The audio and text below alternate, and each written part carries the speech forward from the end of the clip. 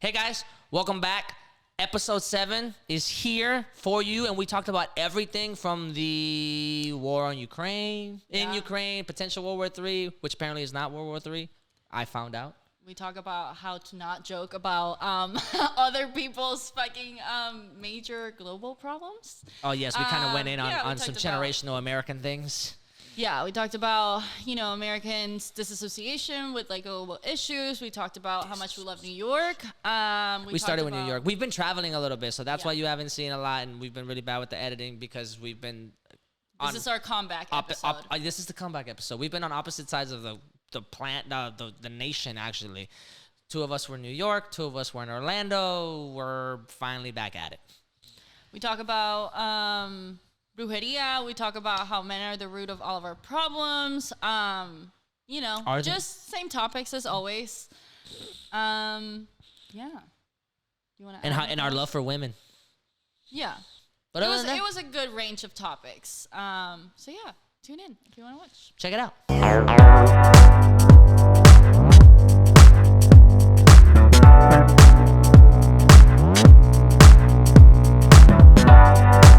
Also, in terms of New York specifically, I never cared about it's crazy expensive there. I never cared about that at all. No. Only because the benefit to being there outweighs what you're paying for. At least in my opinion. I know some people that just live there and maybe they just are like regular people. They don't necessarily have like the type of ambitions that I had whenever I was there or something like that. Might feel differently. Might be like, oh crap, this place. I'd rather live somewhere where I have like space and this and that because that's what I kind of want. Well, I do think there's a lot of like issues in the city too, and a lot of issues that like people who are from New York and are locals that that they deal with, and I understand also why it's like upsetting to them to be like, we have all these, like, we already have enough issues and all these fucking people are moving here and making it fucking harder for people who have lived here for like decades and generations of families and stuff like that. Yeah. But like on a theory kind of basis, like I was like, cool, I would rather pay like $200 more and be broke in New York than be broke here.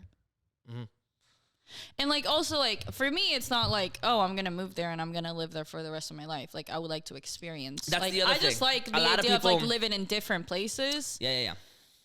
Which I feel like a lot of people are just like, oh, I want to move there and like go for my dreams. It's like I just want to see other places. Yeah, I for me it has been less about the dream. Although I think at the beginning when I was in my teens, I was like, I want to go there for But as time has passed by, it's been less about the dream and more about how energetic the city is. Yeah. Like everything is just moving so quickly compared to here. Yeah. And then like everything is everything just feels like it's moving somewhere and that you're going somewhere and that you've got to keep moving at that pace. That's how I felt the first time. Or you're just going to like get not left behind, but like you're just going to get trampled. Yeah. You know what I mean? Like get out of my way. Why don't you have shit to do?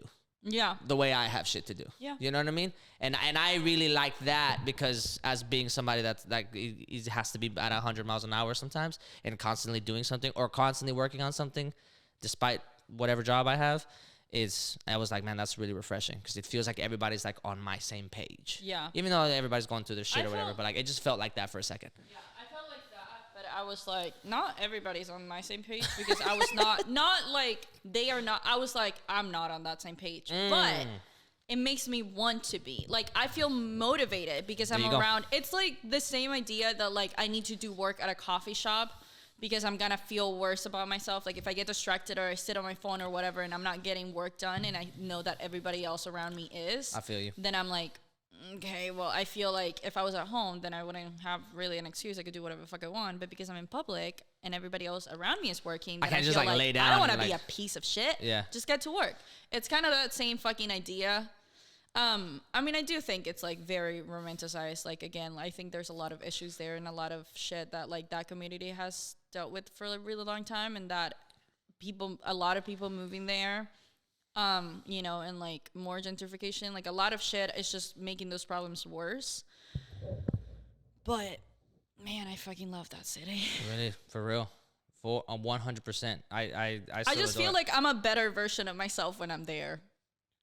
That feels very like that sounds so cheesy, but I do like myself when I'm there better. I can see that. I feel like I'm people. More, like, you know, open. I met. I forgot when it was. It was not too long ago. Like in the fall, there was somebody in the friend group that I was with whenever we used to go to the bars a lot. Somebody said they came from like Minnesota or Venezuela? No, Minnesota. And they were like, I can't be in a big city because I need like the mountains and like the fresh air and like this and that. And they were like, I feel a bit more like myself when I'm there. And I was like, interesting. I don't understand that, but that's what I mean. Like, but like, if that's true for them, then it must be true for people that are like, where are my skyscrapers? That's what I mean. Like, I grew up. Why are things not dirty? Yeah. Why are things not where they're not supposed to be? Why are they where they're supposed to be? Why is everything so organized? Yeah. Why is everything so spread out?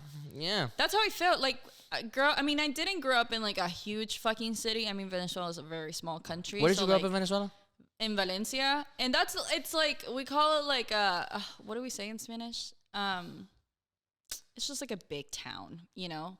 But it's a city. Like, it's a city. And everything is really close together. But my dad always lived in the capital. Like, he's from the capital. He's from Caracas. And we would go all the time. And, like, he always lived there because also, like, he was a producer and he did theater. And, like, you could only really do that in the capital. Right. As a job. And, like, I just... if I would have stayed in Venezuela, like, I would have probably gone to college there. And I probably would be working there because, I mean, if I do production, like, that's, again, the only place where I could have fucking worked. But when I went to New York, like, it reminded me of that so much. And I was like, whenever I moved to Houston, I was like, there's cows across from my high school. Like, this is not the place for me. And you being all the way over there. I can't, like, it wasn't even like, oh, I moved to Houston. It's like, I moved to the suburbs. I moved to Katy, Texas.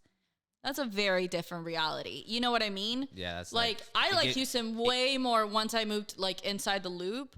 But gives me, like, it was such a, like, I was like, what the fuck do y'all do for fun here? Like, what is this? Like, where do you go? Nowhere. Because Walmart is 20 minutes away.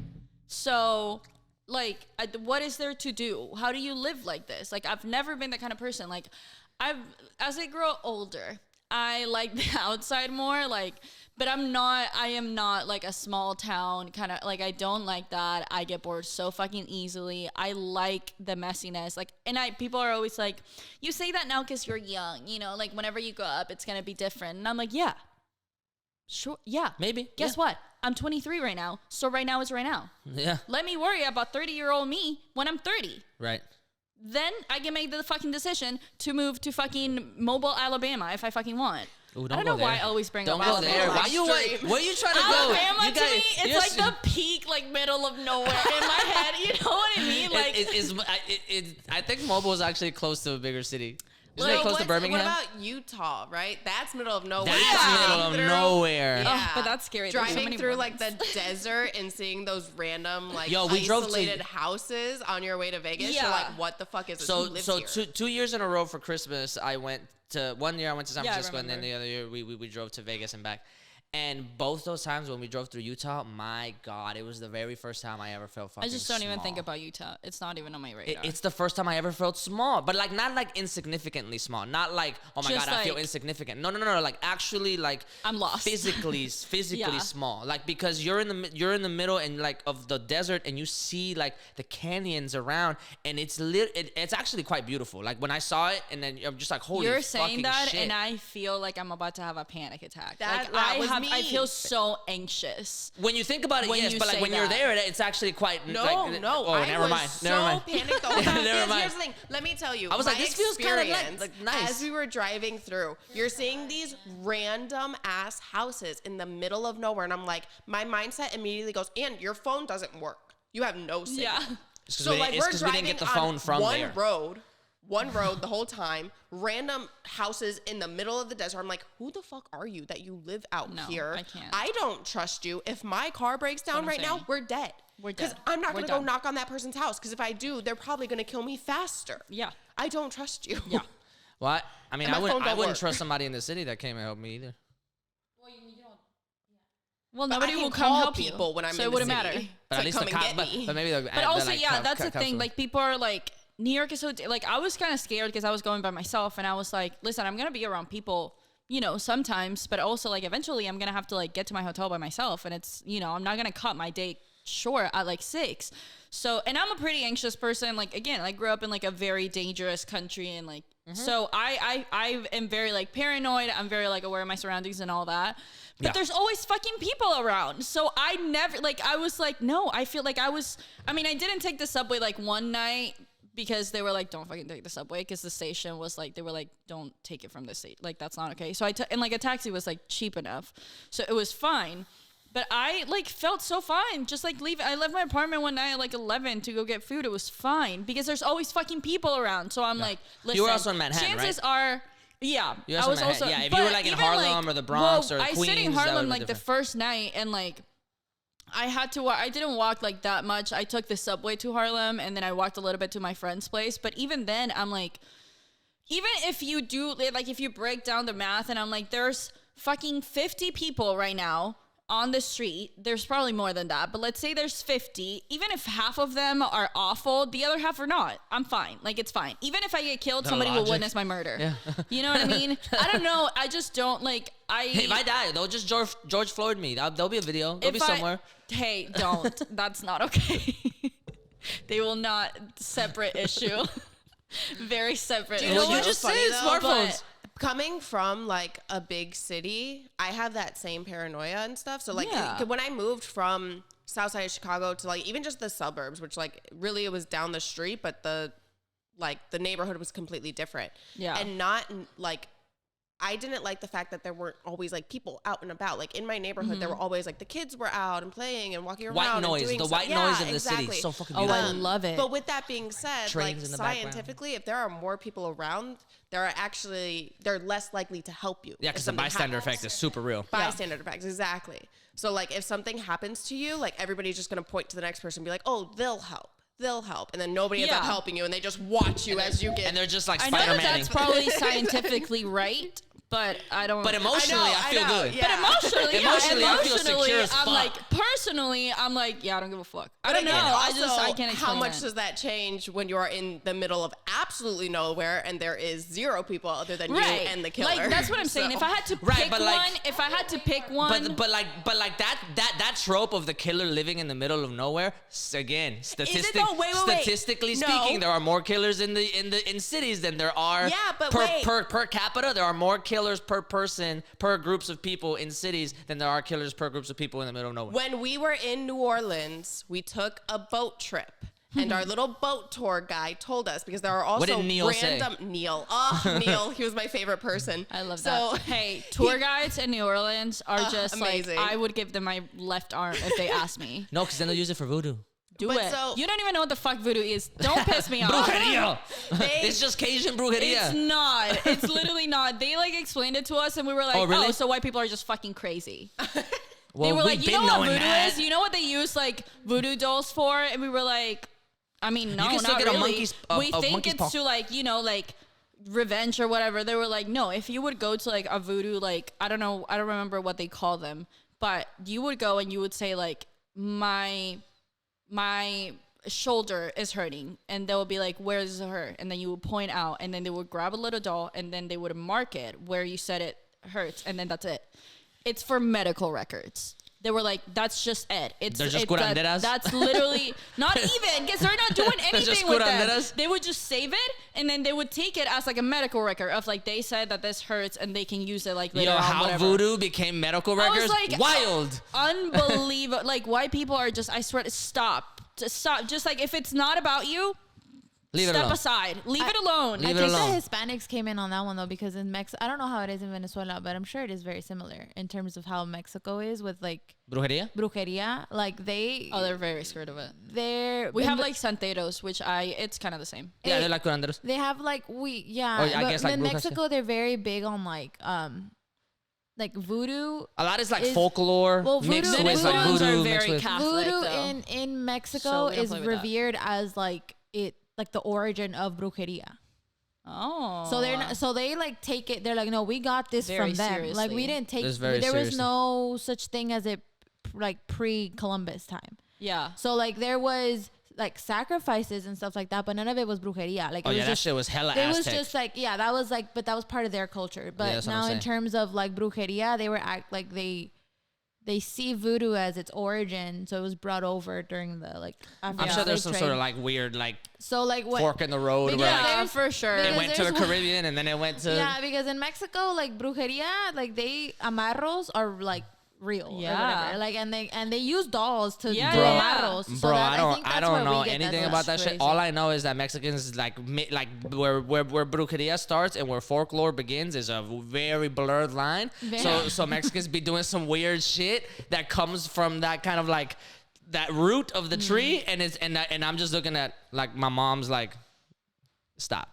Yeah. Stop. Get the clothespin away from your belly button. You're pregnant. You're gonna stab yourself. Like I still have don't be doing that shit. I literally still have like a pair of pants that I wore when I was pregnant that have like a safety pin with a red eagle in it. Stop. And not a one full moon during your entire pregnancy. There was 2 full moons. There was actually an eclipse during my pregnancy. So my mom was like very much like you need to wear your thing. I don't know any of that, but in Mexican culture, somehow, somewhere, somebody decided, no, I'm not even gonna say decided. It's been passed down. Yeah. It's been passed down Don't that during a full moon, pregnant women are more susceptible to something.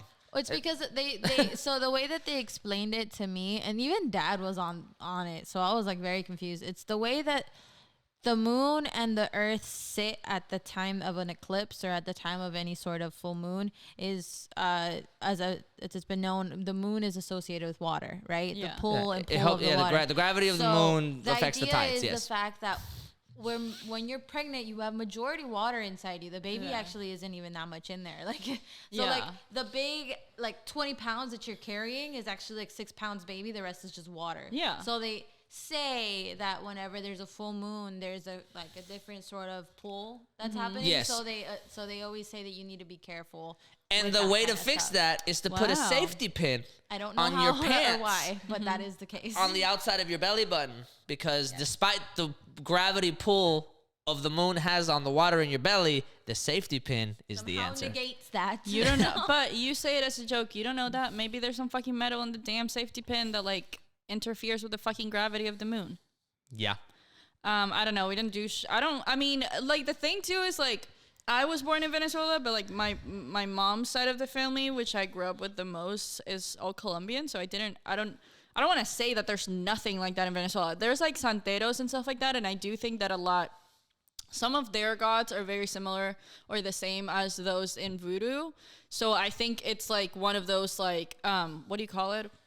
Denominations, I guess, in some way, or like it comes from like what you're saying, like brujeria comes from voodoo. It's kind of like that, but most of Venezuelans are like Catholic, so we don't fuck with that. Like, they don't fuck with that. The craziest thing we do is like for some reason they think that when babies have hiccups, like you put like a little un hilito, like a little thread, like on the fucking forehead, and somehow that takes the hiccups. You see what I'm saying? The face that Bree just made is the face I made my entire childhood. Whenever my mom's like doing some shit, and I'm just like.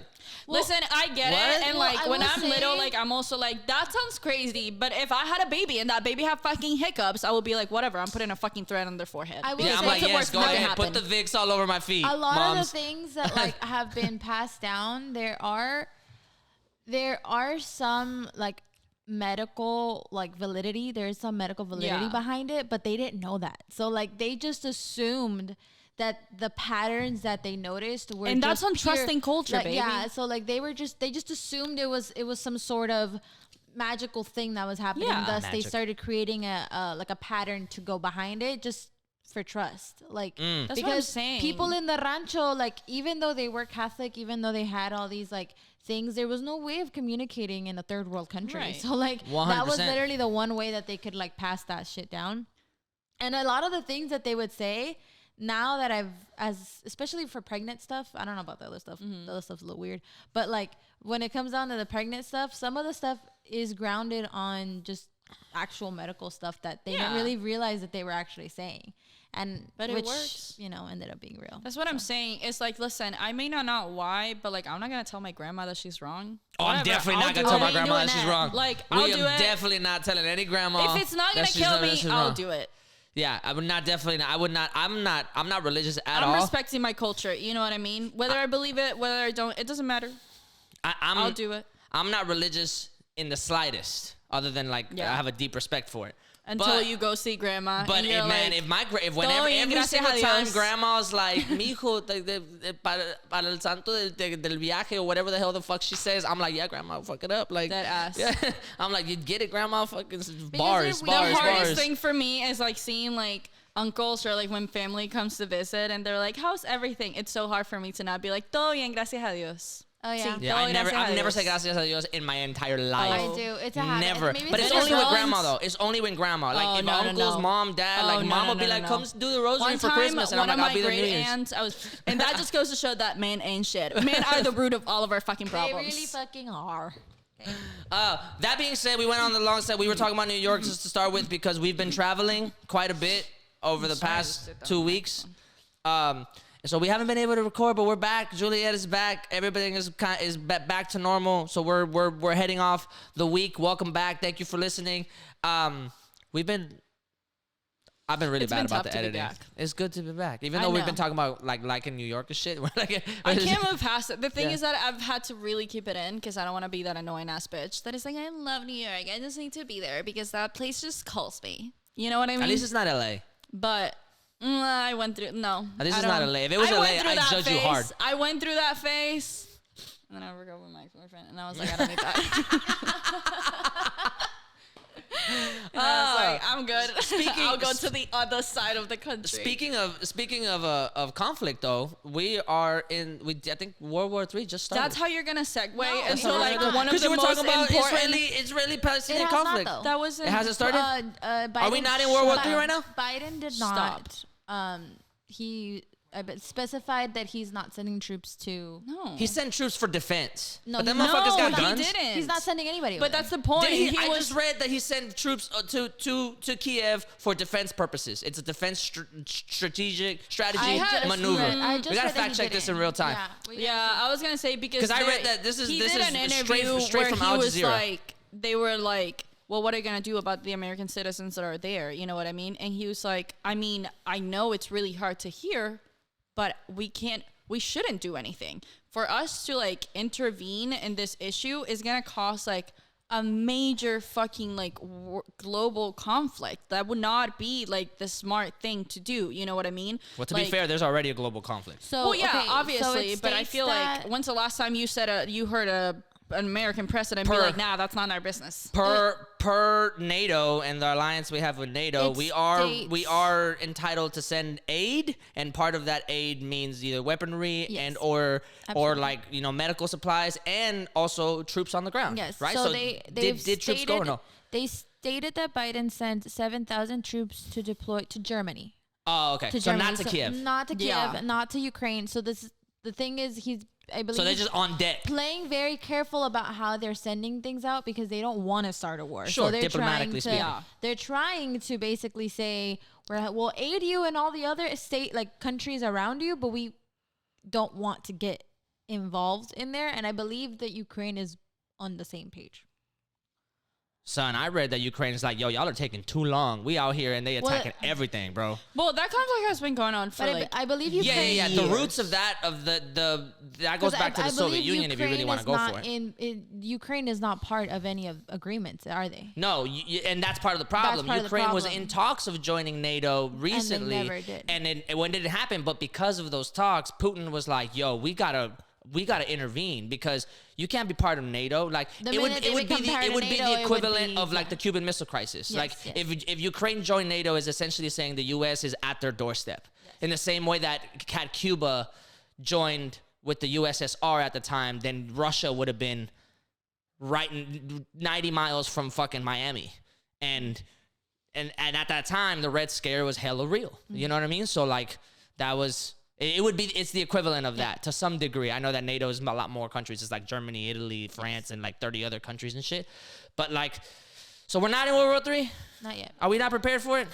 I believe they're really trying their hardest not to start. I feel like I don't know that much about this conflict, but I feel like people keep joking about this whole I know it's really like funny and it's really like insane. Also, I feel the only reason I call it World War III is because it's two superpowers. No, absolutely. If it's Israeli and Palestine, but I'm like, that's the Middle East conflict. I think I've seen a lot of people from Ukraine. I've seen people like on social media talk about it, and it's like Americans talk about it as like a joke. Like they're like, oh my God, are we gonna be in World War III? Like this is so fucking crazy that we're gonna experience another like major. And it's like.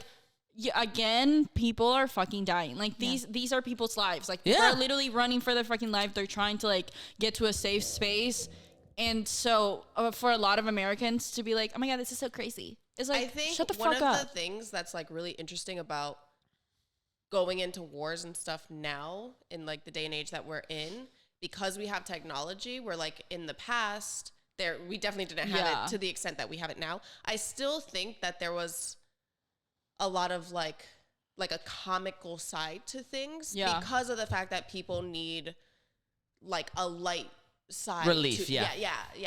Like a comic no, relief. I do get that, but I think a lot of people were like, but what are you coping with? Like nothing is happening to you. Right. So it feels so insensitive for like somebody who's not like you know, whenever like there's always shit like going on in Venezuela, like we tend to make jokes about it. Like we have like a whole like we have a fucking field day on Twitter. Like but that's like it's one of those things where it's like I can do it because it's my fucking business. You know what I mean? Like but isn't that on brand with American imperialism though? Yeah, American culture, 100%. like we're totally on brand with it. But the thing that's obviously that's true, and that's what they're saying. And they're being like, of course, like y'all are so fucking out of touch with like what's happening that number one, you have to make this about yourselves, and number two, you have to be fucking insensitive while doing it. But that's a point. It's like it's still worth criticizing. Just because we're used to it doesn't mean anything. It's like people you care about whether or not you're like fuck off, bro. Like this is a conflict that has gone on for so fucking long, and that is like genuinely really fucking scary. Like you have never experienced something like that in your entire life, so shut up. Well, like, you it's don't know what actually you're pretty talking scary about. for the world in general because Putin doesn't seem to be like in any way, shape, or form cautious about any of the things that he's doing, and because he is a world superpower, and because it looks like China might be on the fence about helping him out, like it could potentially be scary for the world in general in terms of like nuclear war. You know what I mean? Like Japan, I can just imagine Japan being like, yo, Russia, like I'm just gonna tell you from experience, don't be pushing those buttons, son, because I'm just gonna tell you right now, we kind of went through this a little bit and we didn't like the results, so let's just tone it down a little bit. The fucking Taliban sent a thing to Russia that said, yo, you gotta chill. The Taliban. No, yeah, because the Taliban sent a fucking thing. Can you imagine? The reason why they're so like freaked out right now, and the reason why like I don't think people are realizing, like you said, that they just took over Chernobyl. Yeah, which is scary because that's a nuclear plant. And it was reported more than higher levels of radioactive activity in the past 8 hours in Chernobyl than before. So the idea that they're fucking around with nuclear weapons again is scary. And two, I don't think people realize, especially as we were talking about big cities, the biggest cities that are going to be targeted in terms of the United States, which is really Russia's main target here. Russia doesn't give a fuck about any other country, because one bomb could pretty much like nuke out all of the UK. So it's like not that big of a deal. They care more about a big superpower like the United States. Houston, with all its ports and all of its international affairs. New York, with all its people and its international affairs. LA, any of the ports that are coming through California, because they're right next to North Korea and right by China, meaning it's very easy for those really bad people to come through in that way.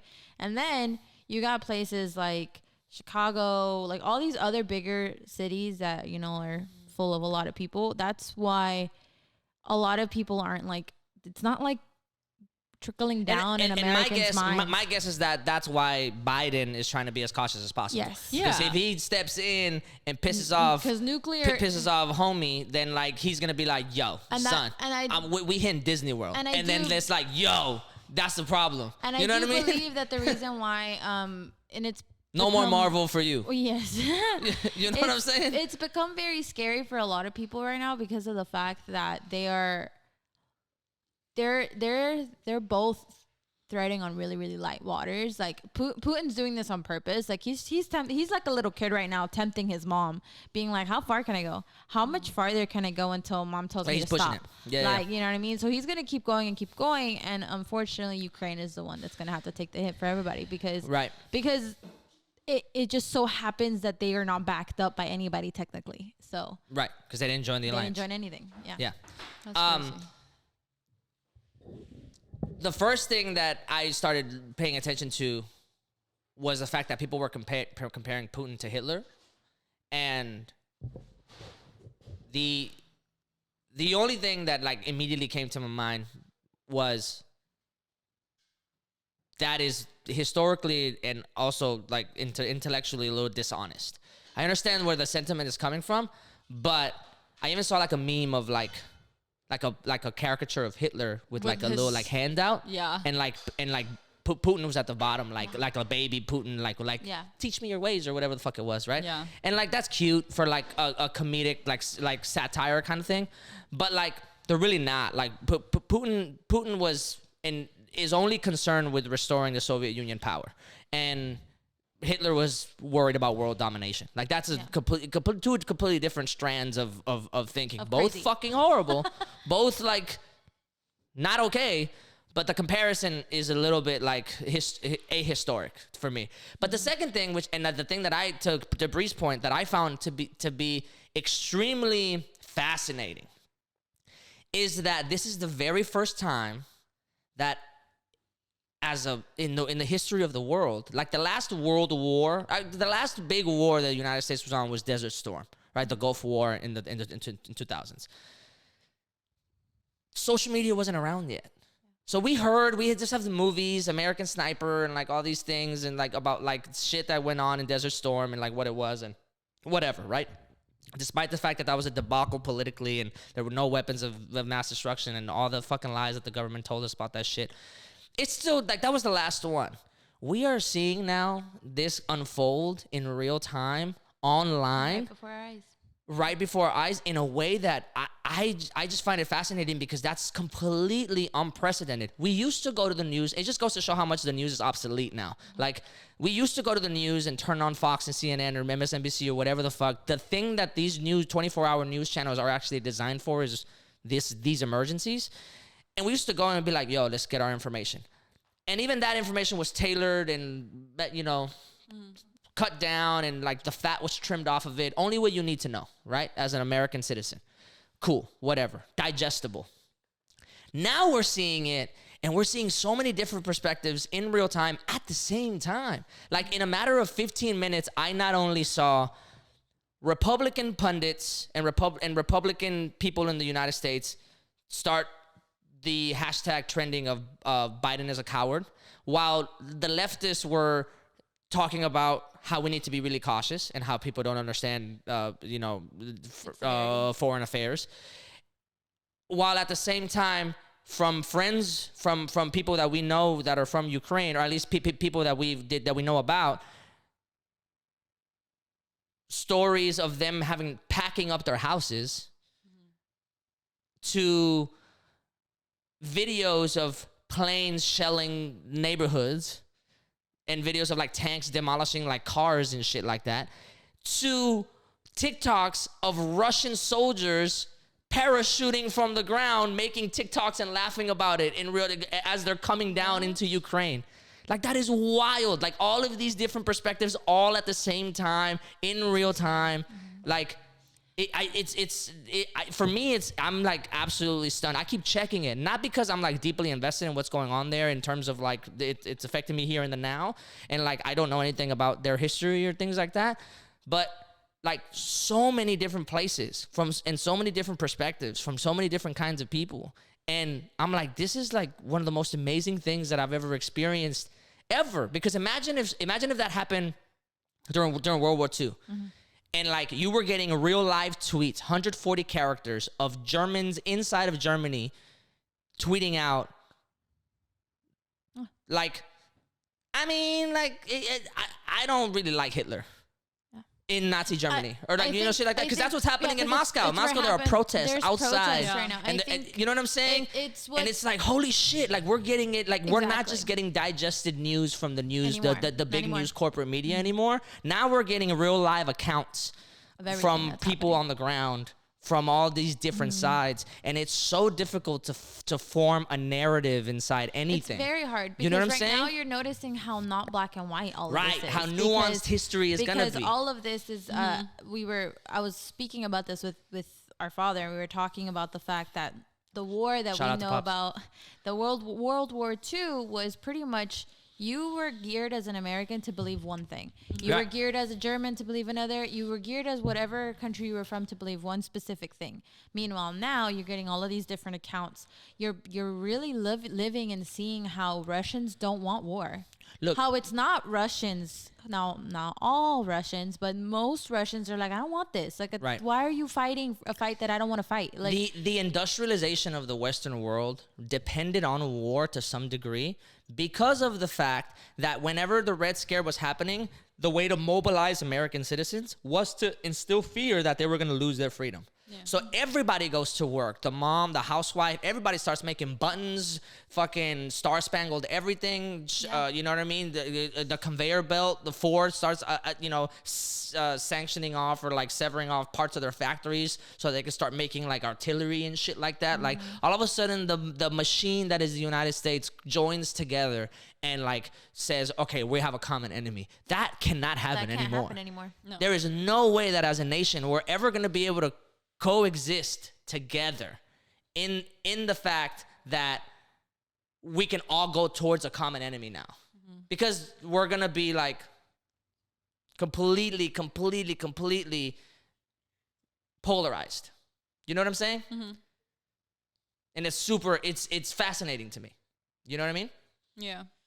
I don't know if you saw the parachutes, but I haven't seen anything. Like I literally haven't seen, like I've heard about it. That's also why I'm not saying anything, because I'm like, I don't feel qualified to talk about this. Like, I don't feel like I have nearly enough information to talk about this.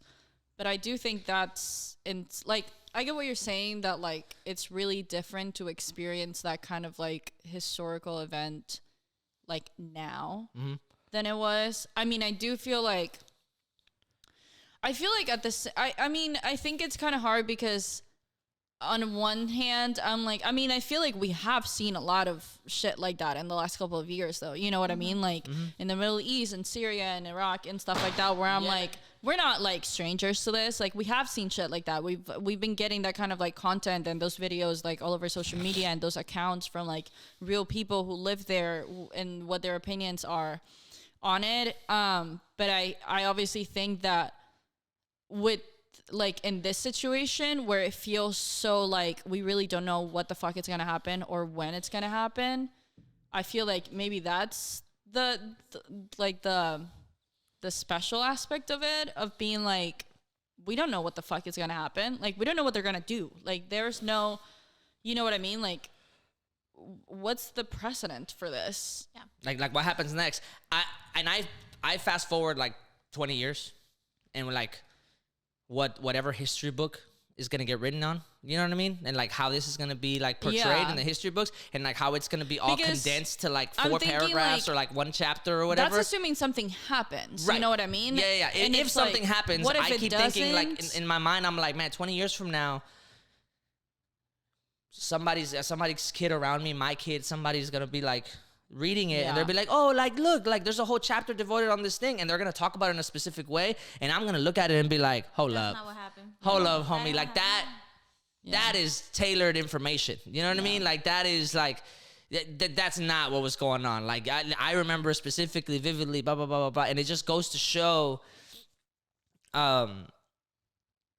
how out of touch, even though we know, like the last episode we were talking about Whoopi and like Holocaust and stuff like that, or 2 episodes ago or whatever, like it just goes to show how like even the more information that we get as we learn books or whatever, blah blah blah, like it's still from a person that actually lived through it, they have a even more nuanced position. Yeah. And we have to like I keep thinking like I have to keep that in mind whenever I'm thinking about these kinds of things, because in 20, 30 years, 40 years, I'm going to be like, that's not exactly how that felt. That's not exactly what that was. Like, there was some opposing views. There was hella opposing views. We as Americans are in the utmost privileged location. Yo, we are so spoiled. No, we are, because there was a meme, or like I wouldn't say a meme, but it was like a play on what everybody's been saying. That's like, I'm so tired of living through historical events.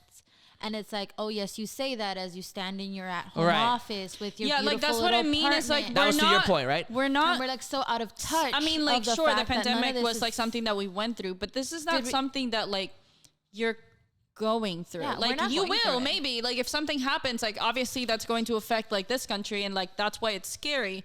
But that's what I'm saying is, like, you're not living through historical events. You're watching them. Major historical events. That is not the same experience that people in Russia or people in Ukraine are having. Like, people in Ukraine are literally living their homes. Like, they're trying to, like, they're like, the only concern I have right now is to take my family to a safe place. Staying alive, yeah. And like, I don't know that Americans have ever really had that feeling of like, I need to, like, this is for fucking real, and I need to fucking leave. Like, I need to, this is not safe, and I need to be somewhere safe. The last time there was war on American soil was Civil War.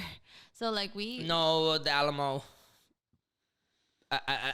War of 1812 with Canada. No, there was some conflict in the like the War of 1812 happened. That was after 1776 for sure. That was after the Civil War? Yeah, the Civil War. That was after Lincoln? I don't know if it was after Lincoln. No, Emancipation Proclamation was after that. But there was conflict in town. The Civil War was during that, was it? Oh, then maybe. Because that's like the North okay, my and the bad. South I'm tripping. I don't know. Maybe the Civil War was the last time. I believe the last time. I thought the Alamo was after that. No, because we had already claimed all of that shit. I mean, I don't know shit about American history, but I feel like from the point of view of like there's been wars in America, but that was the last war that we had, which was North and South fighting over food. But Texas wasn't part of the Civil War, was it? Yeah. What? I'm tripping.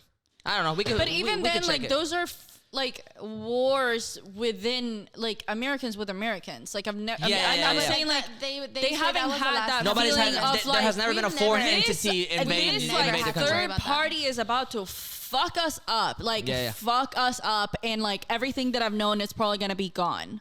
Mm-hmm. You know what I mean? Like, when have they, you know, like, America has never been in the position of Ukraine or Syria. Whenever people on the right usually say like, oh, we're like in 01, after 01, I remember being young and being told this, like, as the draft and this and that. And I remember in middle school, in late middle school, early high school, I had a girlfriend whose family was like, you know, that dad was a Marine and like all this crazy shit, and they were all like, the draft's the most honorable thing you could do for your country and blah blah blah, this and that. And I was like, first of all, even back then, I in my mind, I'm like, first of all, you talk about like losing freedom as if they're right outside, as if like they're right outside of Houston, being like, yo, we coming on Wednesday. Like, that's not happening, bro. Like, you've never had to actually fight for your freedom yet. Yes. Hopefully we'll never have to do that. But like, that's not happening. You claiming you're fighting for freedom by going to Iraq is intellectually ridiculous. Yeah.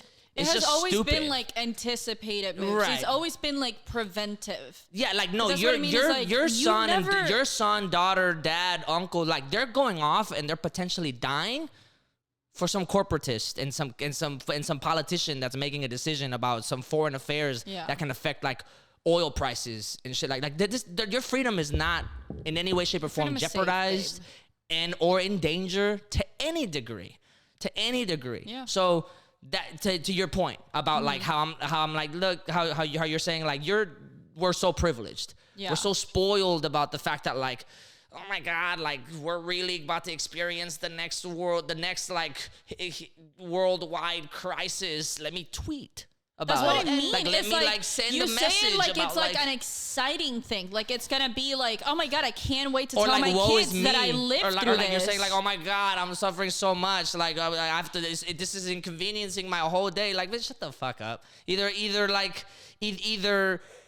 either figure out a way to like help if you're gonna try to do something, or just like read about it and don't say anything. Well, and you know what I mean? Point of like somebody from an older generation having that mindset of like, I'm fighting for freedom, goes back to your other point about patriotism. Like, and nowadays, like, we are getting information from all different areas where they had this tailored information to them that was just like all this propaganda of like, if you don't go and fight for your country, they're gonna come and take it from you. Right. You know? Right. Where nowadays we're like, we know why you're really there. I saw a meme today.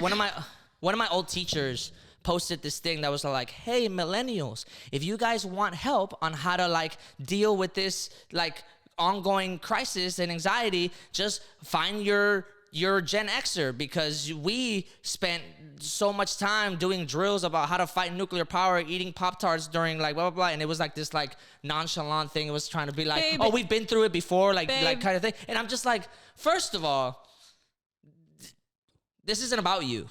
Yeah, and it's not happening to us. Number two, like, you didn't need a drill, baby. You needed therapy. Like, go heal. Go heal. If that, like, okay, so you did drills because if even that, like, yes, you did drills because what is this you were competition to see who suffers the most? Right. Why do you want the next generation to have to go through as much as you did? That sounds just so fucked up. Or just highlight the fact that, like, oh, well, we did it. Like, well, that's what I'm saying. It's this, like, I mean? Oh, we had to suffer so much and y'all have it so easy. Which, number one, y'all fucked up the economy. I haven't forgotten. Number two, like, that's not like, listen, to have gone through a lot and come out of that, that is very admirable, but that's not something to brag about. And that's not something that you should wish on other people. Like, you shouldn't be like, I am more than you because I've been through more.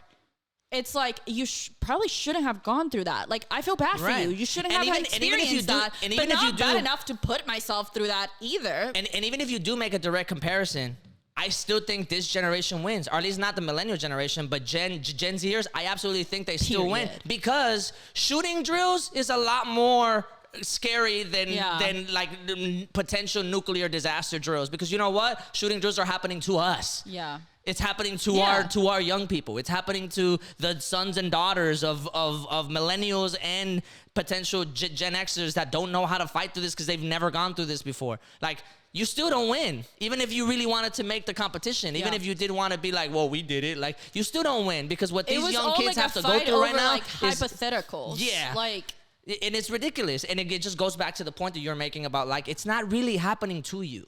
Yeah. It's not. Anthony Jeselnik has a really poignant joke in his dark humor comedy where, like, he doesn't like it. He says, like, oh, thoughts and prayers. And at the very end of that little thing, he says, like, every single time you say thoughts and prayers, what you're really actually saying is, don't forget about me today.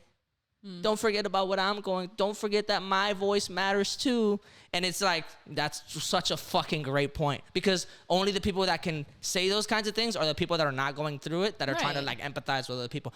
That being said, not saying that you shouldn't be learned on foreign affairs and how they can potentially be problematic, right? But, like, those kinds of things at this current point in time, though, that is happening and it is scary to watch. And we, you know, if you do want to be empathetic and pray or whatever it is that you're doing, like if anything, it should just inform you about, like, how to potentially look at either future politicians or what your current politicians are saying and thinking about these current things that can potentially in any given point in time affect your actual life. Exactly. You know what I mean? It's not something for you to be like, okay, well, we need to, like, start comparing or start being like, oh my God, like, our freedom is in danger, or oh my God, Biden is a disgrace or a coward, or oh, I bet you guys are all missing Trump right now. Like, this is not the time. Number one, nobody's missing Trump. Because that's not happening. Like, number you know two, what I mean? like you're not.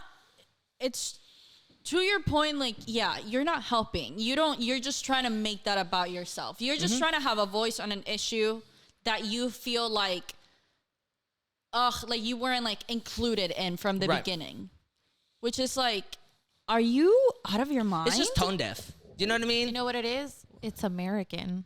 That's what it is. To be fair, that is probably the most American thing you can do. Just involve yourself in shit that has nothing to do with you, and be like, yo, like, it's mine now. That's why everybody's like, Biden ain't shit. Yeah. It's like, you're not willing to send us to war unnecessarily. That's exactly what we do. Where have you been? Right.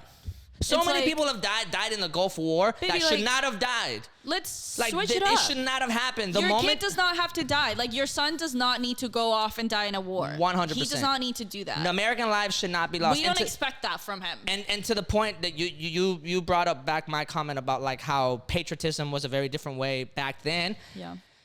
In no way, shape, or form, before this ever gets taken out of context, right? Like, in no way, shape, or form am I saying that patriotism is bad, right? All I'm saying is that there are two different kinds of patriotism. There's a patriotism that can be considered nationalist, where your country is trying to get you to do something in honor and in name of the country, and that could potentially backfire, because if they have bad intentions, now all your action is bad. You understand what I'm saying? Patriotism can be, still is, no matter what people say, can be an advocate for solutions in your country that have nothing to do with actually going and fighting and losing lives. Yeah. You can be you can deeply have love for your country and a deep love and admiration for your flag at that, without having to succumb to everything that they say at any point in time.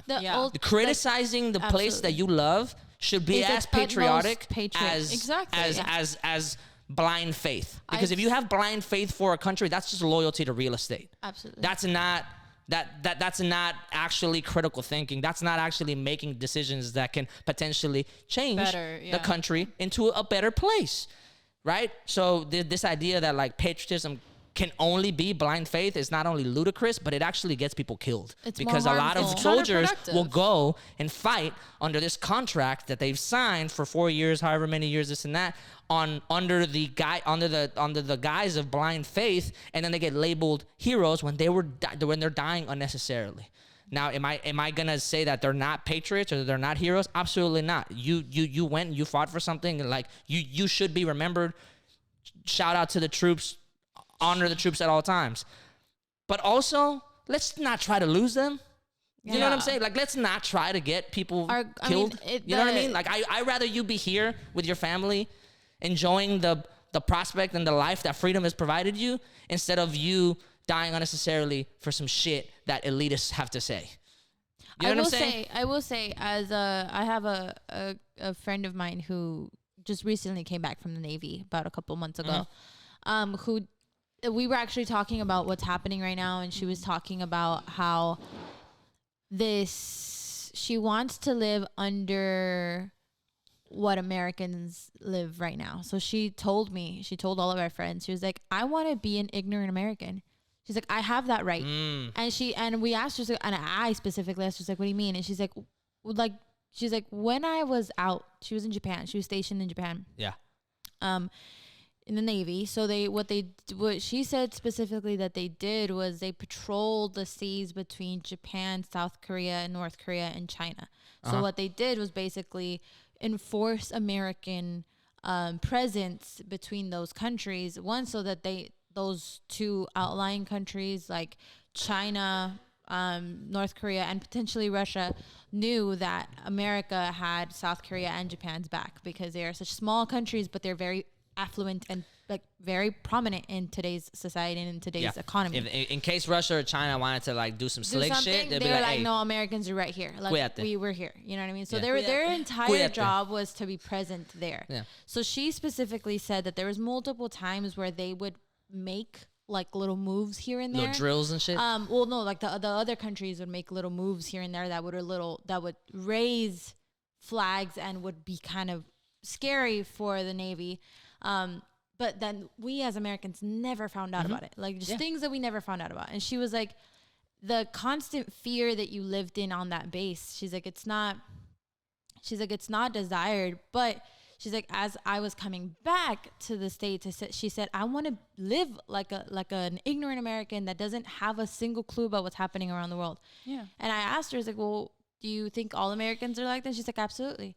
She's like, no American unless you are in the military, unless you know about what's happening in foreign affairs, you won't know, nor will you care that any of it is happening, because it's not affecting anybody. Yeah, here. It's not in your purview. It's not even in the peripheral. It's not even in your peripheral. You know so she specifically was talking about how how she's like, I deserve, after all the things that happened, she's like, I as a military person do deserve to just come back here and just chill. Never have to worry about anything again. And she's like, because the reality of the matter is, she's like, I know a lot of people want to say that there shouldn't be wars, that there shouldn't be all these things, that we shouldn't be putting so much money into the military.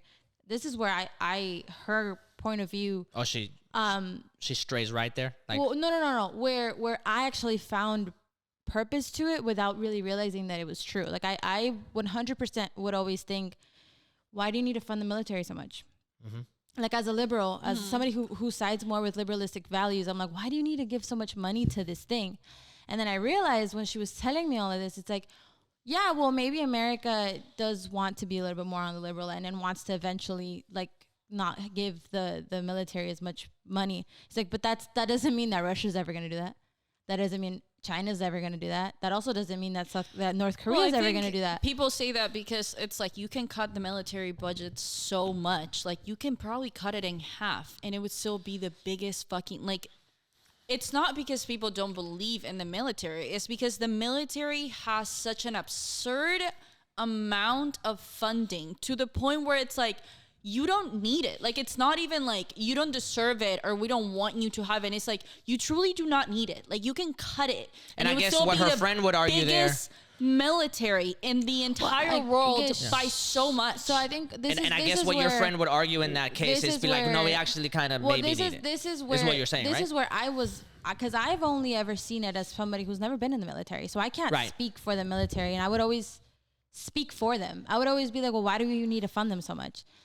And when she told me about it, I was like, you know what? I have absolutely no right to talk about what you went through and what, like, even if you didn't actually go through something that might have been a war. He's like, but the things that she'd said, she was like, there were multiple times where a lot of us feared for our life out there. Yeah. And we were very comfortable knowing that you guys were going to be fine whenever y'all found out that this happened. Right. He's like, because y'all never had to worry about that. No, it's a great sacrifice. It's a great sacrifice that military men and women are making. To me, she's like, to your point, though, pragmatically, we don't need it. We are definitely overspending.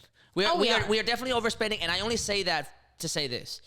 In the time since maybe World War II and all of that overspending happened, in that time, in those 50 years or 60 years or however long it was, not only has China surpassed us on a generational level in terms of intellect and in terms of like education, but we've gotten dumber as a society, and we've gotten weaker. We've gotten unhealthy, right? So like during that time, had you just cut it by a fourth, we would have had.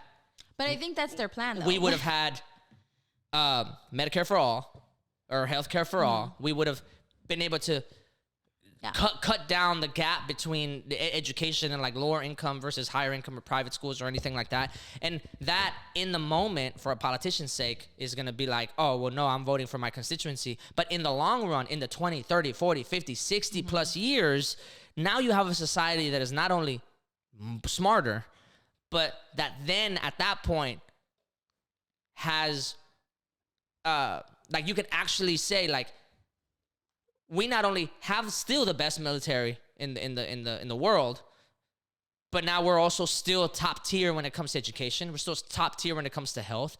Our happiness as a country is off the wall instead of being so polarized and divided and like trying to fight each other all the fucking time. Like you could have done that in the 60 years that it took China to be like, no, we're better. It even goes down to like our fucking social media because we're so capitalistic and money hungry and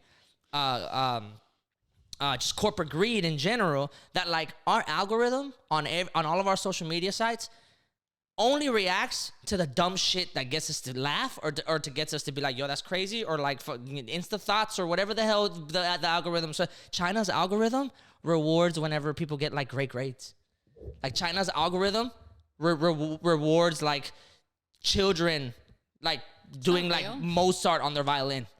What? Like, and so like everybody that's on WeChat or whatever the hell like the China social media app is, they have different videos. Social media? Yeah, they don't get any of the shit that we get. Remember that they have they are censored, so they have a lot of things. Maybe Shanghai gets some more. Shanghai might, or Taiwan might as well, but I believe everything over there is censored. No, the algorithm over there promotes the things that they want their generation to keep going. So like kids in China get hype over shit that the country wants them to get hype about. And part of those things not only is nationalism for like the country's sake, which is problematic, but it's also like be smart.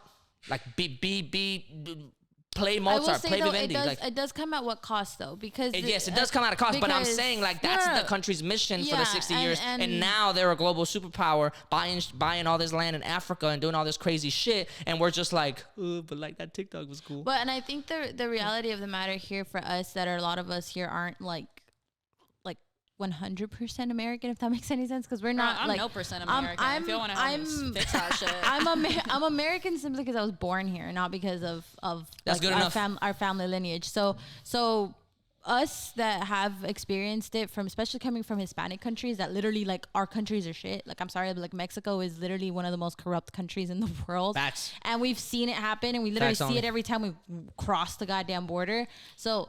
Which, by the way, y'all gotta thank us for that shit, because we prop up your economy so much during the pandemic. We propped y'all the fuck up. Anyway, keep going. So what? Well, as to the point that you were getting at, I think that America, that kind of goes back to what my friend was trying to say though. Like my friend was telling us, she's like, all of this money that they're doing and spending, whatever, is at the cost of keeping Americans ignorant to the world. Right. They want us to be ignorant to the world. They don't want us to know what's happening in the world. They don't want us to find it relatable. They don't ever want us to find it relatable to what's happening in Syria, so that we don't ever have to intervene in Syria. Right. They don't want it to find us relatable to what's happening in Ukraine, so that we don't ever have to go and intervene so that we don't tell the United States that they shouldn't intervene in Ukraine. Right. If that makes any sense. So they don't want, been their whole brand. Yeah, like that's their whole, America's whole brand is to keep Americans ignorant, so that they don't have to tell us, so they're not woke enough to be like, hey, yo, you're kind of doing that wrong though, don't you think? You know, so that's... To be fair, to be fair to that point, ever since to just give a little bit of counter to that point specifically, I do agree that it's on brand and that may be their desired goal. But ever since MLK, they've been protesting wars here. So it's not necessary. I mean, the counterculture movement in the 70s was built on the protest against Vietnam. I think even the way that you were explaining that we've been trained to be as a society. But it's not part of like American culture. It's not. You're 100% right. So I'm just trying to give a little voice to the protest. Absolutely, there's a lot of people, especially now. There's a lot of people that have always protested the war, but super short not the American way. Like they are seen as like being anti-patriotic and being anti-America. 100%. Because the whole, like, again, like to your point, it's like you're supposed to blindly support what we do because we know better. Yeah. I don't know who I'm talking about. Yeah. Y'all know better. Mm-hmm. So that's like, there's a lot of people that protest it, but that's not the way that American culture or that it is not American culture. That's not what they expect of their citizens. Honestly, we were trained to have a super short attention span. Like we can only pay attention to one topic in the world, and then maybe like a week after that we'll forget about it and move on to because it never Drake's hot sauce incident. Like it literally is. That's how we have been trained to believe. Like we are trained to look at our phone every couple of like hours or 7 minutes and then be like, oh, this is happening. Oh my God, but did you see that really funny tweet about that dog and whatever? Like it's sad, but that's literally how we are conditioned to be. And even Yo, by the way, we're totally hypocrites when it comes to this shit, though, because we be hella on the phone looking at the dog, though. Absolutely. No, and I was gonna say, like, I mean? It's not like we're like high and mighty sitting on a high horse here. We're absolutely. I was gonna say, like, once I moved here, because I would like talk, like, especially the first couple of years, you talk to Americans and you're like, damn, you really don't know shit about anything, bro. Like, what the fuck? Where have you been? Like, I don't understand. Like, how do you live in this bubble? Like, I don't get it. Especially when America is so involved in so many different like foreign issues. Yeah. We're just coddled. But after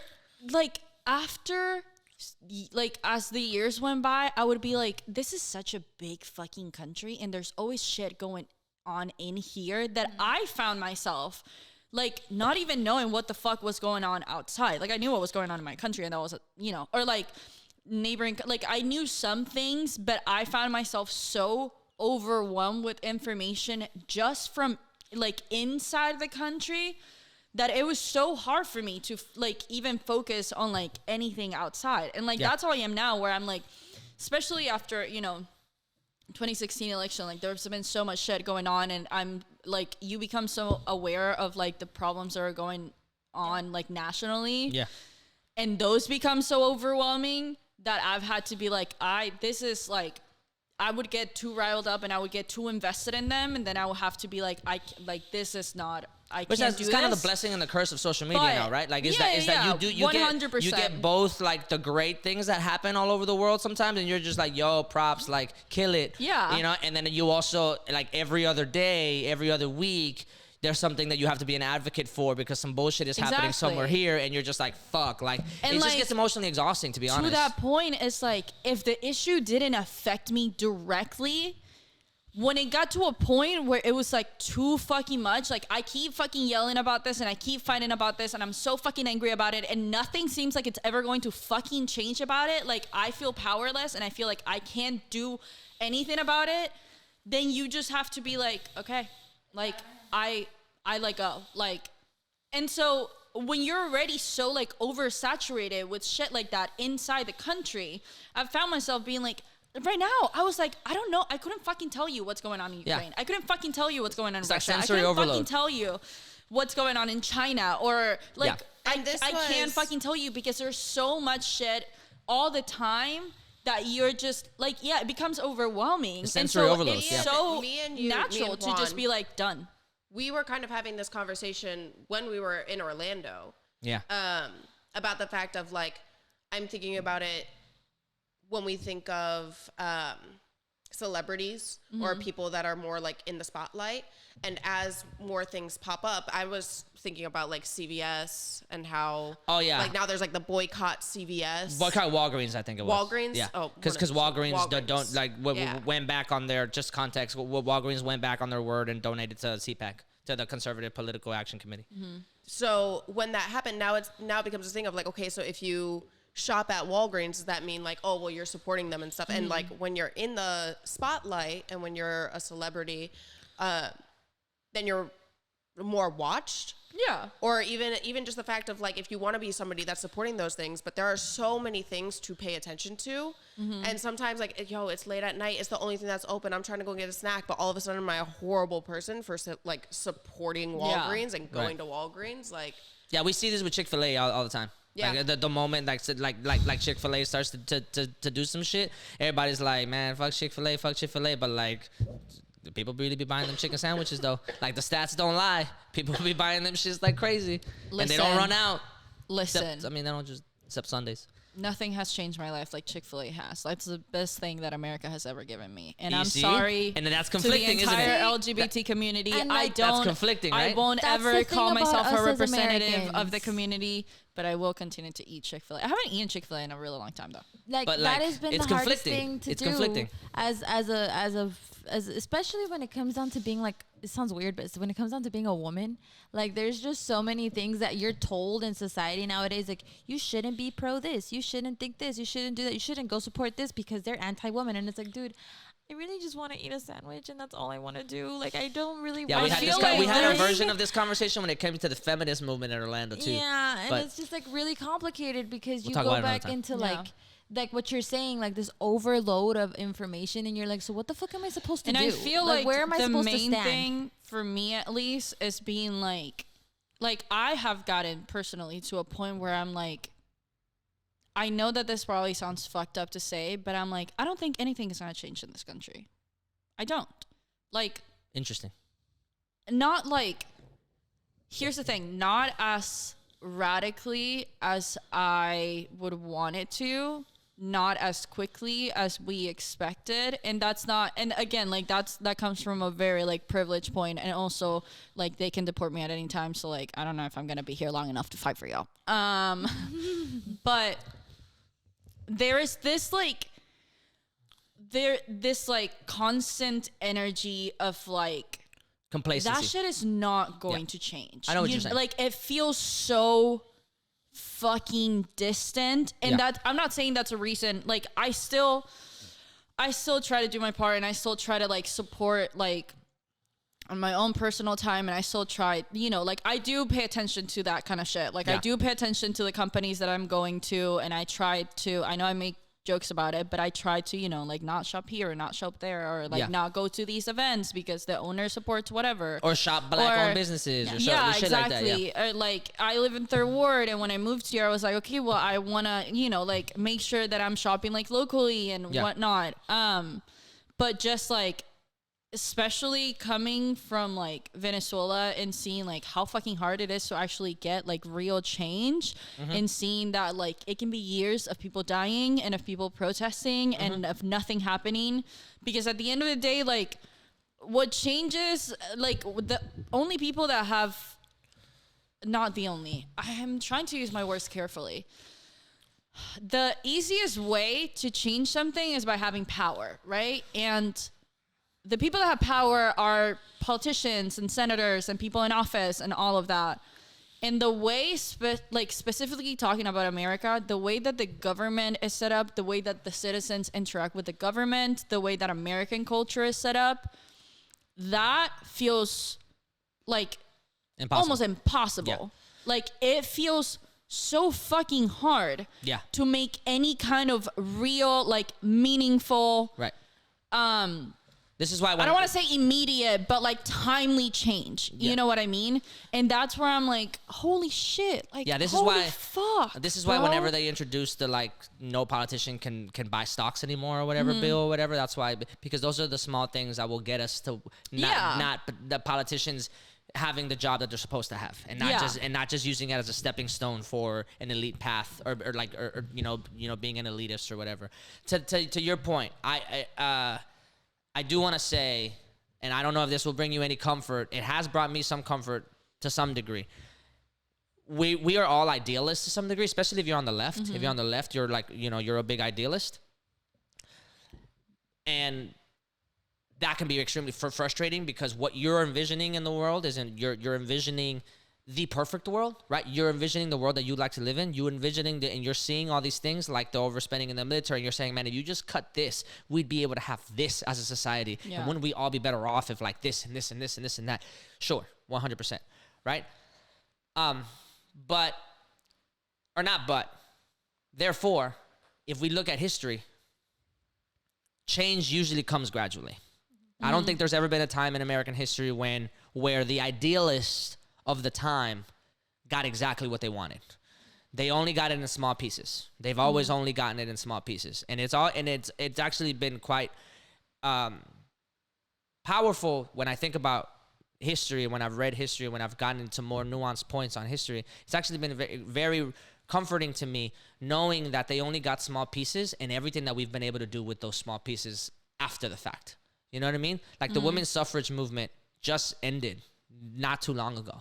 You know, like black rights just end, like the civil Jim Crow. It wasn't long. It's almost a generation away. Like it's not far. You know what I mean? People's grandparents still like were sharecroppers and stuff like that. You know what I mean? So like even those small pieces can go a long way, and we have made some great strides with the little small slivers that the people before us been advocating for, and like really really pushed along. To your point, it does feel a little bit of a wasteland. It feels like you're just stuck in this wasteland of like nothingness, and there's no air, there's no breeze, there's no tide, there's no nothing. You know what I mean? But I will say that I'm hopeful, at least, and maybe this is where my idealism still cuts through sometimes, but like I'm hopeful that even if we do get a little bit of a sliver, we'd be able to do a lot with that sliver. Hopefully. Because that's what we've typically done. You know what I mean? Like, you know, the LGBTQ movement didn't get everything they wanted off top. You know what I mean? The Jim Crow movement, or the Black Civil Rights movement didn't get everything they wanted off top. And we're still dealing with the repercussions of some of the residue that comes with that, i.e. BLM, i.e. police brutality, i.e. all those things, right? But if you talk to a grandmother that was living in Mississippi or in Alabama or even in Texas, like 60 years ago, that might still be alive, looking at their grandkids, she's looking at them and being like, yo, we fucking did it.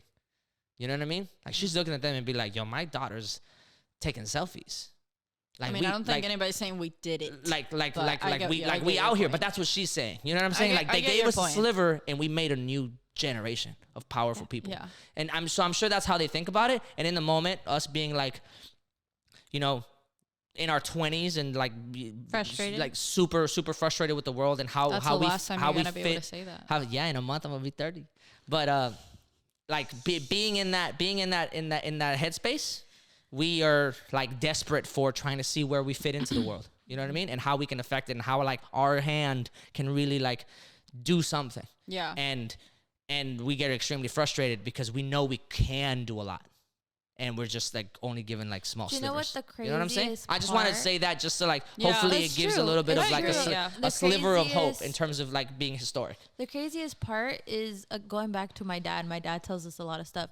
He talks about how in Mexico in specific, it always comes down to the generation that is around 20 years old that ultimately does make the most change in the world. It's always the students that make the most change in the world, and the educated students. So the students that are fighting and they're protesting, and it really is. It's all of us are educated young adults that are fighting and they're advocating for change, even if it is just posting it on your Instagram story. You know what I mean? Like you're educating somebody who might not know better. So it goes back to that, and the way Dad likes to describe it is saying like the government always lets young adults protest and do their things, and it's like the reason why there's big change that it always ends up happening whenever these big protests end up happening is because the government ends up fucking with the students, right? Yeah.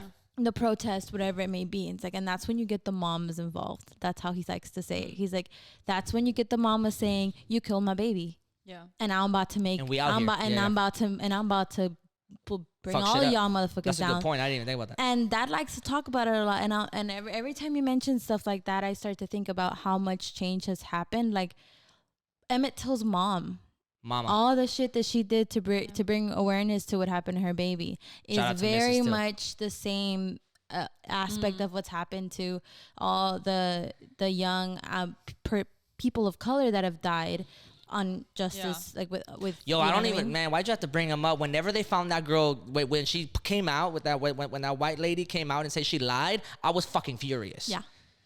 Did you know about that? I didn't know about that. I feel like she came out and was all like, "Oh, by the way, I kind of lied about that." Yeah, ma'am.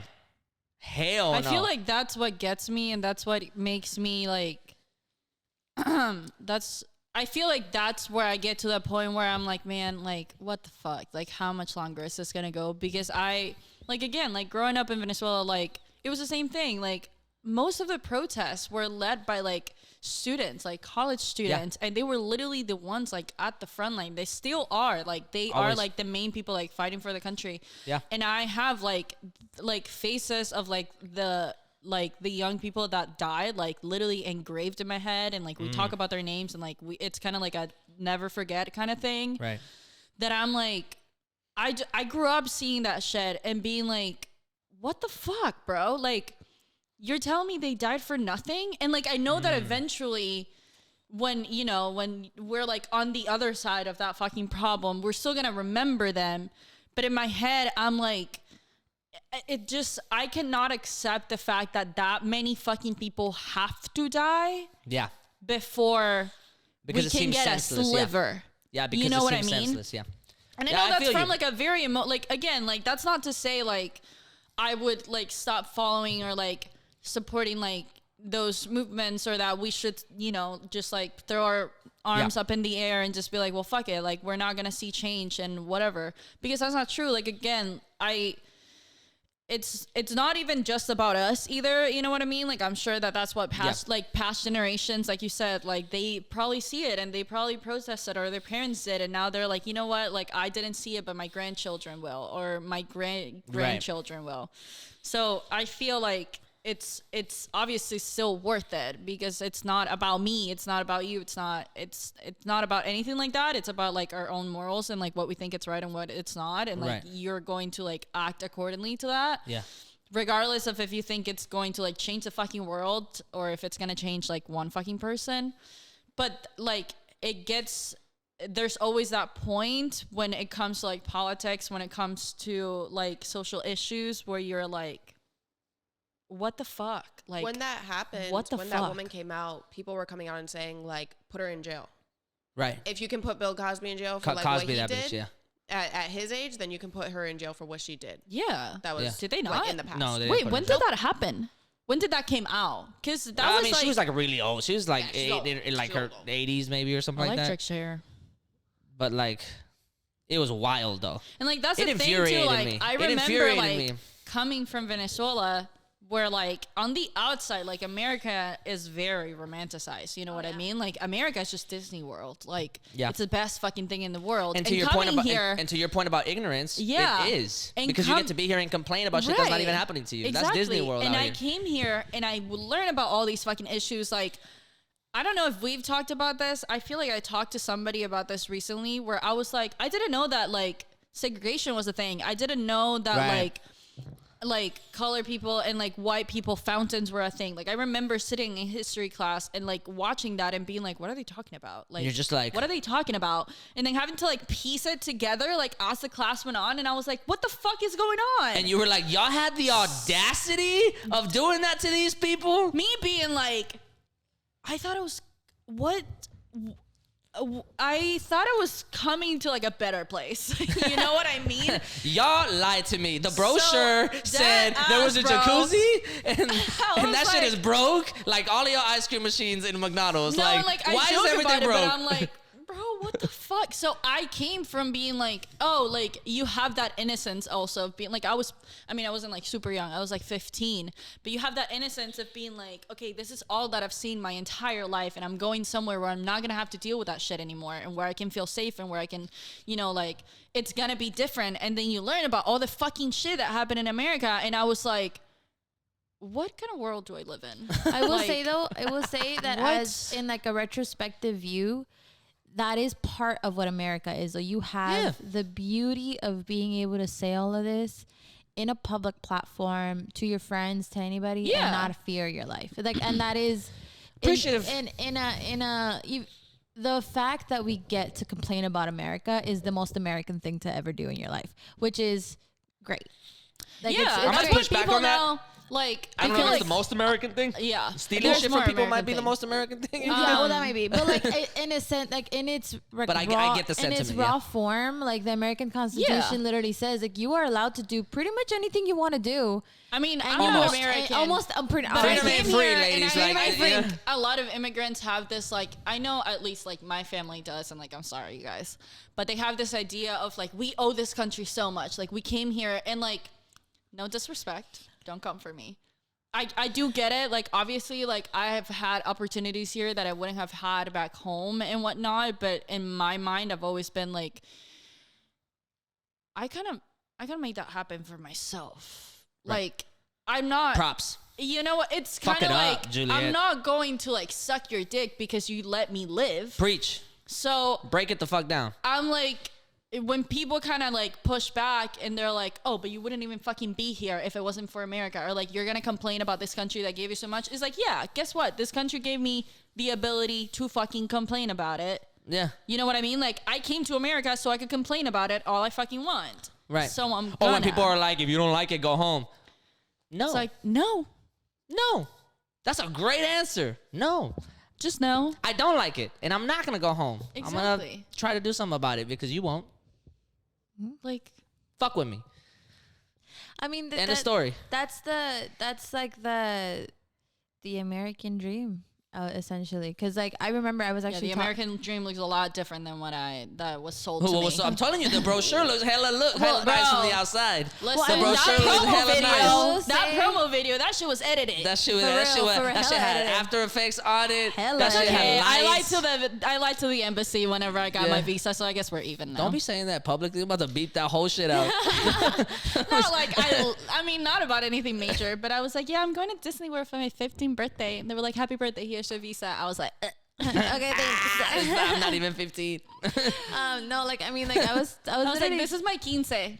It's your 15. It was, and then I stayed. I want to harp on one of those things that you said about when Dad was like, you know, that's when moms step in.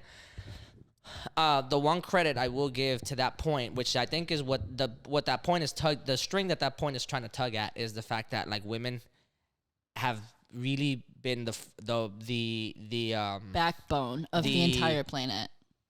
Yes, but like the driving force and the people and the imaginary driver of this or actually the actual driver, the hidden driver of this of a lot of political movements, and they have never really gotten the credit that they deserve, because it has always, from the women's suffrage movement, obviously, but like LGBTQ, black struggle, like all of these things, it has always, and as much as I talk shit about the suburbs jokingly, it has always been middle class suburban women that have been some of the biggest. I don't know if I would say middle class suburban women.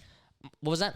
I said I don't know if I would say suburban, like middle class. I would, because they're the ones that vote the most. I would. I was gonna say not like for the LGBT community. You know what I mean? Like, maybe that was white men too, because white men been gay for a minute. Well, no, I was gonna say the LGBT community owes it all to like trans, like black women. The trans movement. You know what I mean? The like trans movement started like, that 100%. Low communities, like black women, and I would dare say like the same for the rest. It's like.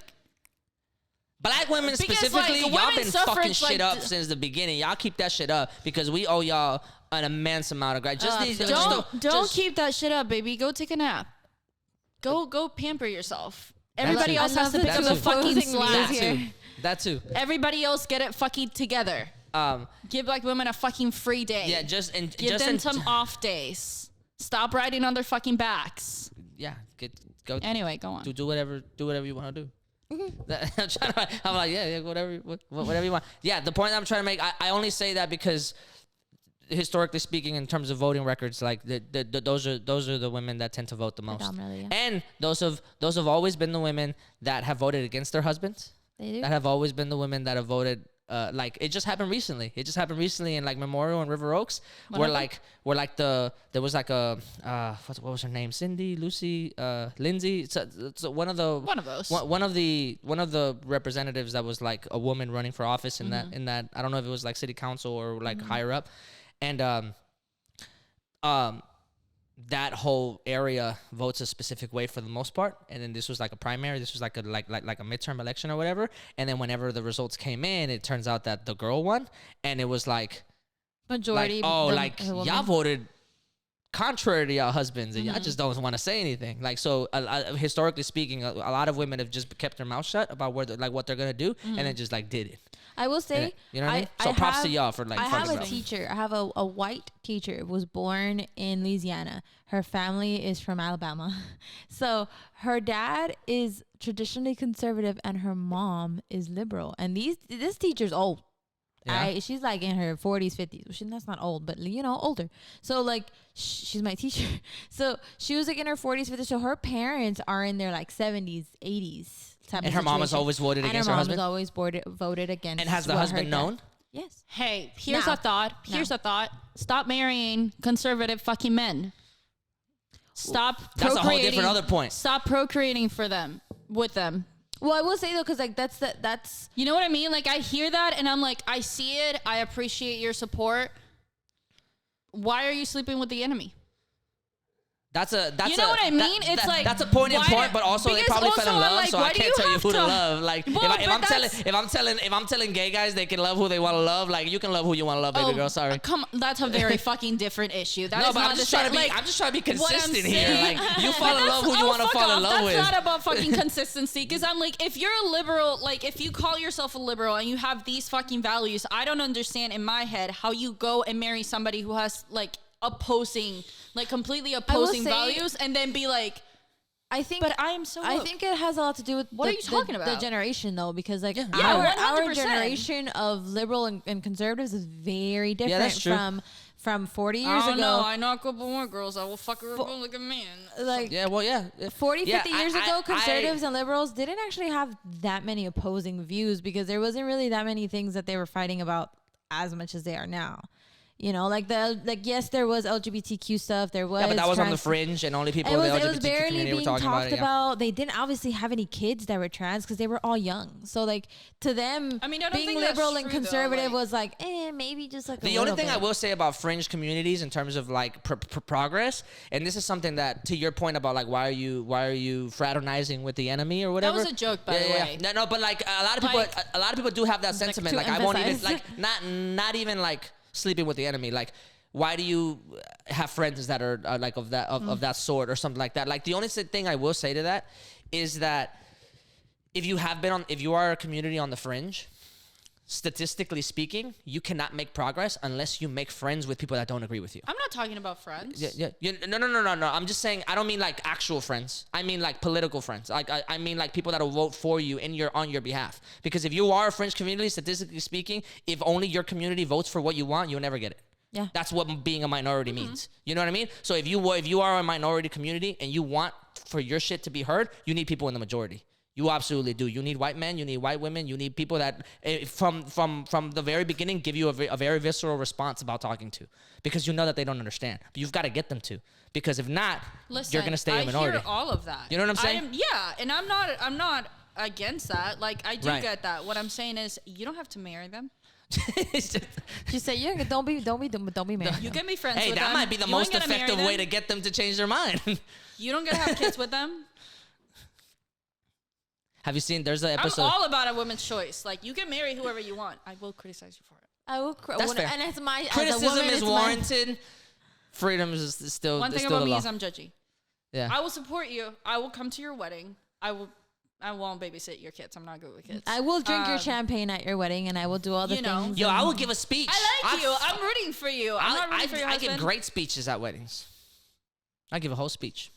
Do you really? We need to go to. Somebody needs to get married so we can go. For real. Who's it gonna be? Degenerates at a wedding, you're the fucking only it one up. with a significant other, so. Yeah, it's definitely ain't happening here. Oof. And you're hitting 30. What does that have to do with anything? I don't know. Don't people like freak out? They're like, oh my god, I'm 30 and I'm not. Hell no, I'm hella excited. We were just talking about that. I'm hella excited. Our other one. What time is that? How long have we been going for? We've been going for how long? Hour and a half. Okay, we're about to be done. No. Sorry, white suburban women. If I offended you, you can marry whoever you want. It's fine. I just want to give you a little shout out. I mean, I'm not gonna like fully like I'm not gonna. Y'all still too quiet for me, but like you know, I just want more for you. Yeah. That's it. That's all. Yeah. You know what I mean? Like I know that conservative men are not making you come, and I just want more for you. That's it. You know, that's all I have to say. What a great way to end that. Yeah. That's why I don't want you to feel like I'm alienating you. You know? Yeah, you kind of alienating yourself if you can't come. Huh? You kind of alienating yourself if you can't come with your partner. Listen, we support all women. We support women's rights and we support women's wrongs. 100%. Whoa, what a quote. We support women's rights. We support women's wrongs. Deal.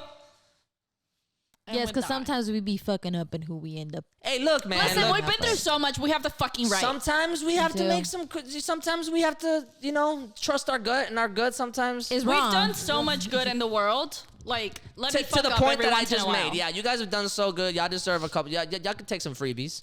Hop off my dick. Let me fuck up if I want. Absolutely. 100% agree. Cannot argue with you. What an episode. Guys, we promised on the next episode we're going to be back on our fuck shit and talk about some dumb shit. But since Ukraine was happening, we had to like... If there's still more shit going on, we'll talk about that. We'll see. We'll try to give some balance here every now and then. Because sometimes when we be talking about some fuck shit, I be laughing so hard. I'm like, yo, I want to Well, sometimes life comes at you fast, okay? Know. Sometimes life is sad and dark and... You just, you know what it is? It's like... And morose. Sure. I don't know what that means. But since Ukraine was happening, we were like, oh, I guess we got to talk about Ukraine. We've missed a couple things that have happened, though, but like Ukraine was the most pressing thing, so like whatever. So whatever. No, it's just, it's a lot to handle. It's a lot to handle, and like you said, we have literally nothing to do. I can't do anything as a 23-year-old woman. Well, you can actually. I have saved like a couple things. I'll post them on my Instagram. Nice, you should. See, so we know where to donate. That's and also what organizations to support. That is also part of the change. Until next time. See you guys.